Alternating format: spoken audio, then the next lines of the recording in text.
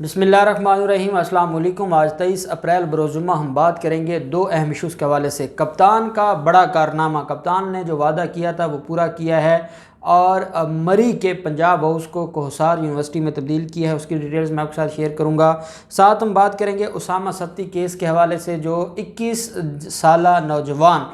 उसको सरेआम कत्ल कर दिया गया था पुलिस की तरफ से इस्लामाबाद में। उस केस में डेवलपमेंट हुई है, उसके ऊपर हम बात करेंगे। और आखिर में हम डिटेल में बात करेंगे कप्तान के खिलाड़ी ने काजी फैज़ ईसा साहब के लिए जो बड़ी मुश्किलात पैदा कर दी हैं और दो ऐसे सवालात छोड़ दिए हैं जिसका जवाब काजी फैज़ ईसा साहब के पास नहीं था। और काजी फैज़ ईसा साहब सिवाय लड़ाई झगड़ा करने के और ऊंचा बोलने के उनके पास कोई और चारा नहीं था। और बड़ी दिलचस्प समात है और मैं समझता हूँ कि आज जो एडिशनल अटारनी जनरल ने बहस की है उसके बाद काजी फैज़ ईसा की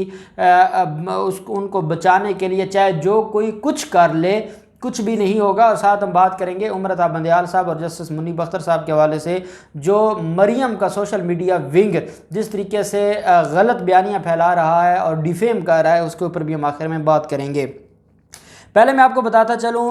उसामा सत्ती केस के हवाले से। उसामा सत्ती केस में आप जानते हैं 21 साला नौजवान उसामा जो यूनिवर्सिटी का स्टूडेंट था, उसको रात की तारीकी में पुलिस वालों ने कत्ल कर दिया था। उसके बाद उन पुलिस वालों ने 4 लोग गिरफ्तार हुए थे। पूरा इस्लामाबाद बंद हो गया था, सिविल सोसाइटी बाहर आ गई थी, अवाम पाकिस्तान बाहर आ गई थी। और वज़ीर आज़म इमरान खान ने कौम से वादा किया था, शेख रशीद ने कौम से वादा किया था कि वो इंसाफ देंगे। लेकिन हमारी अदालतें क्योंकि ख़ुद इंसाफ देने के लिए तुल चुकी हैं हर तरफ, चाहे वो लाहौर हो, चाहे वो पेशावर हो, चाहे वो इस्लामाबाद हो, तो अब वहाँ पर ना इमरान खान कुछ कर सकते हैं, ना तो वहाँ पर वज़ीर दाखिला कुछ कर सकते हैं। उसामा सत्ती केस में 780A के तहत और सेक्शन 302 के तहत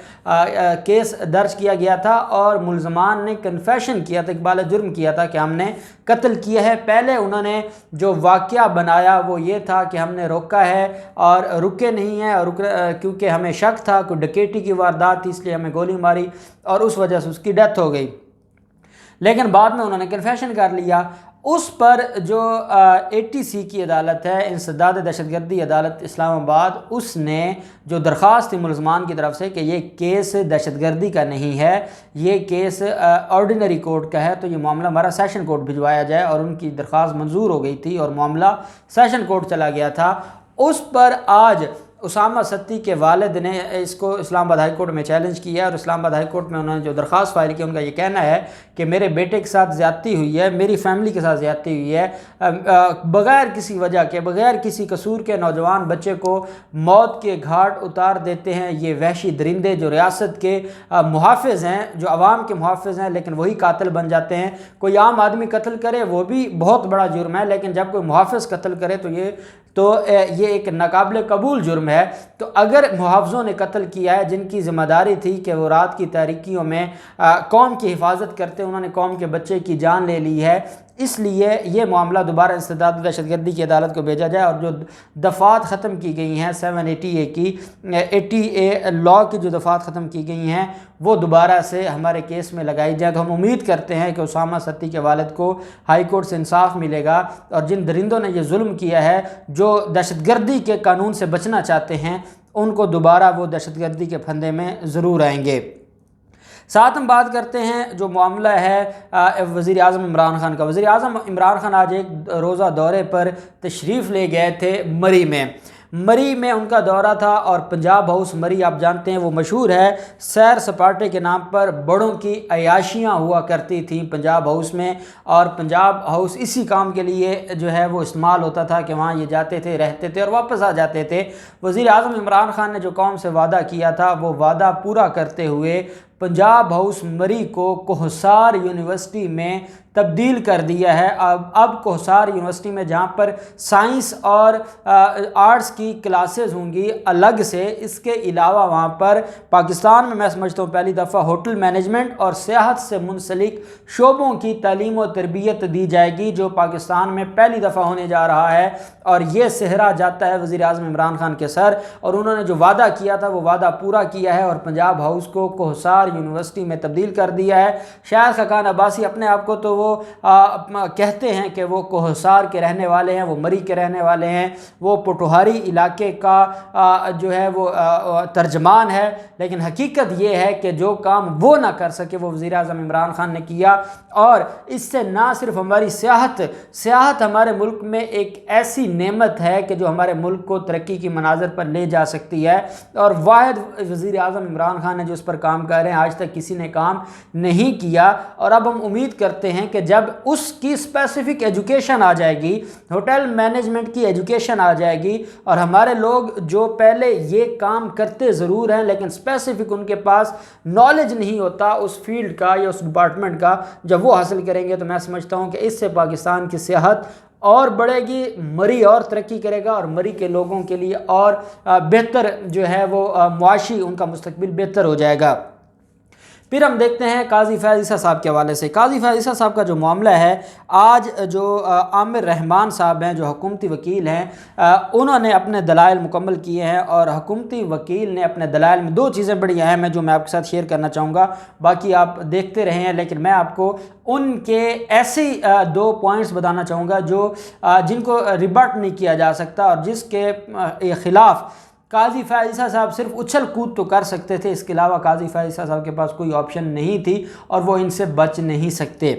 عامر رحمان صاحب نے عدالت میں کہا کہ سرینا عیسیٰ کا جو کیس ہے یہ فیڈرل بورڈ آف ریونیو کو بھجوانے کی وجہ تنازعہ کا حل تھا، جو ڈسپیوٹ تھا اس کو حل کرنا مقصد تھا، جس پر عمر عطا بندیال صاحب نے ریمارکس دیے کہ کیا یہ لکھنا ضروری تھا کہ یہ آرٹیکل 187 کے تحت بھجوایا گیا ہے، ایف بی آر کو، سپریم کورٹ نے یہ ایف بی آر کو بھجوایا ہے، کیا اس آرڈر میں اسپیسیفکلی یہ مینشن کرنا کہ یہ اس آرٹیکل کے تحت بھجوایا گیا ہے، کیا یہ ضروری تھا؟ عامر رحمان صاحب نے کہا کہ جب عدالتوں کے پاس اختیار ہوتا ہے اور عدالتیں اپنے اختیار استعمال کرتی ہیں اور وہ اسپیسیفک آرٹیکل یا سیکشن نہیں بھی لکھتی تو عدالتوں پر کوئی قدغن نہیں ہے اور عدالتوں کو کوئی کچھ کہہ نہیں سکتا، یہ عدالتوں کا اختیار ہے۔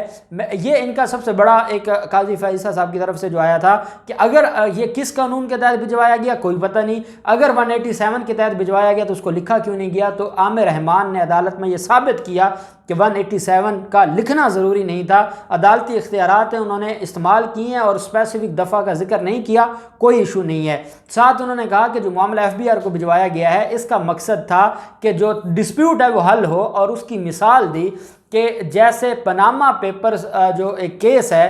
وہ اس میں اداروں کو ڈائریکشن دی گئی تھی انکوائری کے لیے، تو وہ کیونکہ اس کے اوپر آج تک کوئی ریویو نہیں ہوا اور وہ معاملہ قائم ہے تو سپریم کورٹ آف پاکستان پابند ہے اس فیصلے کی، اور سپریم کورٹ میں پہلے بھی ایسی جو ہے وہ مختلف فیصلے ملتے ہیں کہ جس میں معاملہ اداروں کو بھجوایا جاتا ہے انکوائری کے لیے۔ ساتھ قاضی امین صاحب نے اپنے ریمارکس میں کہا، جب عامر رحمان صاحب جو ہے وہ بحث کر رہے تھے تو قاضی فیاض عیسیٰ صاحب نے مداخلت کی، اور جسٹس منظور ملک صاحب نے ریمارکس دیتے ہوئے کہا قاضی صاحب خدا کے لیے آرام سے بیٹھ جائیں، عامر رحمان صاحب شریف آدمی ہیں، انہیں بولنے دیں، تحمل کا مظاہرہ کریں اور وکیل کو دلائل دینے دیں۔ تو قاضی امین صاحب نے، جسٹس قاضی امین صاحب نے اپنے ریمارکس میں کہا کہ ہم سب کھلے دل اور ذہن کے ساتھ بیٹھے ہیں، جس پر عامر رحمان صاحب نے کہا درخواست گزار بڑا آدمی ہے، قاضی فیاض عیسیٰ بڑا آدمی ہے، بار بار مداخلت سے میرے لیے دلائل دینا مشکل ہو گیا ہے۔ جسٹس مقبول باقر صاحب نے ریمارکس دیا کہ آپ بہترین دلائل دے رہے ہیں، آپ جاری رکھیں، کوئی یہاں بڑا چھوٹا نہیں ہے۔ حقیقت تو یہ ہے کہ عامر رحمان کو تو آرگومنٹس کرنے نہیں دیے، ہر منٹ کے بعد قاضی فیاض عیسیٰ صاحب نے انٹرپٹ کیا، نہ ہی پروفیشنل کوئی اخلاقیات، نہ ہی پروفیشنل کوئی ایٹیچیوڈ، نہ ہی کوئی پروفیشنل کنڈکٹ، کچھ بھی نہیں ہے۔ یہ کون سی پتہ نہیں، میں وہی تو بدقسمتی ہے کہ کیسے اتنے بڑے لیول پر ہمارے لوگ پہنچتے ہیں کہ جس میں اتنی بھی حوصلہ نہیں ہے کہ وہ اپنے خلاف آرگومنٹس سن سکے، تو وہ کیسے جب اس کے خلاف کوئی کارروائی ہوگی تو پتہ نہیں وہ کیا کیا کچھ بولیں گے۔ خیر، ساتھ جسٹس فیاض عیسیٰ صاحب نے جواب دیا کہ میں بڑا آدمی نہیں ہوں، مجھے بار بار رگڑا لگایا جا رہا ہے، جس پر جسٹس مقبول باقر صاحب نے کہا کہ قاضی صاحب مہربانی کریں، آپ کو کوئی رگڑا نہیں لگا رہا، آپ کیوں معاملے کو غلط طرف لے کر جا رہے ہیں۔ وفاقی حکومت کے وکیل نے دلائل دیتے ہوئے کہا کہ سپریم جوڈیشل کونسل ایک مستقل باڈی ہے۔ اب اس پر بھی اعتراض تھا قاضی فیاض عیسیٰ صاحب کا کہ یہ ڈائریکشن دی جا رہی سپریم کورٹ کی طرف سے ایف بی آر کو، اور پھر کہا جا رہا ہے سپریم جوڈیشل کونسل کو کہ اس کے اوپر سپریم جوڈیشل کونسل تشکیل پائے، اور الگ سے جو ہے وہ نوٹس لے، جس پر عامر رحمان نے سمجھایا ہے کہ سپریم جوڈیشل کونسل کو سپریم کورٹ کے حکم سے نہیں بننی تھی، وہ ایک مستقل ادارہ ہے، جب ریفرنس جاتا ہے وہ اس کے اوپر کام کرتا ہے، وہ کسی اسپیسیفک ریفرنس کے لیے الگ سے باڈی تشکیل نہیں ہوتی، وہ ایک ایسی باڈی ہے جو آئین نے بنائی ہوئی ہے اور وہ مستقل ہے۔ جو تینوں گراؤنڈز تھیں قاضی فیض عیسیٰ صاحب کی، جو لیگل گراؤنڈز تھی، وہ ساری اٹھا کر عامر رحمان نے پھینک دی ہیں۔ منصور علی شاہ صاحب نے بڑے سوالات کیے ہیں، لیکن خیر عامر رحمان صاحب نے جو آج بحث کی ہے اس کے بعد ان کے پاس کوئی جواب نہیں تھا۔ دوسری طرف آپ یہ بھی دیکھتے ہیں کہ سرینا عیسیٰ نے بھی خط لکھا ہے صدر مملکت کو اور کہا ہے کہ بڑا دکھ ہوا ہے کوئٹہ میں جو دھماکہ ہوا ہے 2016 میں، میرے ہسبینڈ نے ایک انکوائری کمیشن کی رپورٹ دی تھی، اگر اس کے اوپر عمل درآمد ہوا ہوتا تو اب دوبارہ دھماکے نہ ہوتے۔ اب یہ جو ہے وہ سرینا عیسیٰ کا کنڈکٹ ہے کہ وہ صدر پاکستان کو ڈائریکٹ خط لکھ رہی ہیں۔ دوسری طرف جو مریم نواز کا سوشل میڈیا ٹیم ہے وہ قاضی فیض عیسیٰ صاحب کو بیک کرتے ہوئے جب عمر عطا بندیال صاحب اور جسٹس منیب اختر صاحب کوئی قانون کی بات کرتے ہیں، قاضی فیض عیسیٰ صاحب سے سوال پوچھتے ہیں، اس پر بھی انہوں نے ایک کوہرام مچایا ہوا ہے اور ڈیفیم کرنے کی کوشش کی جا رہی ہے اور غلط چیزیں منسوب کی جا رہی ہیں اور پروپیگنڈا پھیلایا جا رہا ہے۔ قاضی فیض عیسیٰ صاحب اپنا مقدمہ ہار چکے ہیں، ان کے پاس کہنے کو کچھ نہیں ہے، وہ خود بھی اور ان کے جو سہولت کار ہیں وہ سارے کے سارے اب بلیم گیم پر آ گئے ہیں اور اس سے کچھ بننے والا نہیں ہے اور انصاف ہوگا، سپریم کورٹ انصاف کرے گی، یہ ریویو پیٹیشنز خارج ہوں گی اور یہ معاملہ جو ایف بی آر نے اتنی بڑی تحقیق کی ہے اور اس میں ساری چیزیں سامنے آ گئی ہیں، وہ معاملہ دوبارہ جائے گا جو سپریم جوڈیشل کونسل میں، دوبارہ ریفرنس ہوگا، دوبارہ نہلی ہوگی اور معاملہ بہت آگے جائے گا۔ دیکھتے ہیں اب منڈے کو 26 اپریل کو دوبارہ سماعت ہوگی، کیا ہوتا ہے، جو بھی ڈیٹیلز ہوں گی ہم آپ کے ساتھ شیئر کرتے رہیں گے۔ اللہ پاک پاکستان کامیاب ناصر ہو۔ بہت شکریہ، اللہ حافظ، پاکستان زندہ باد۔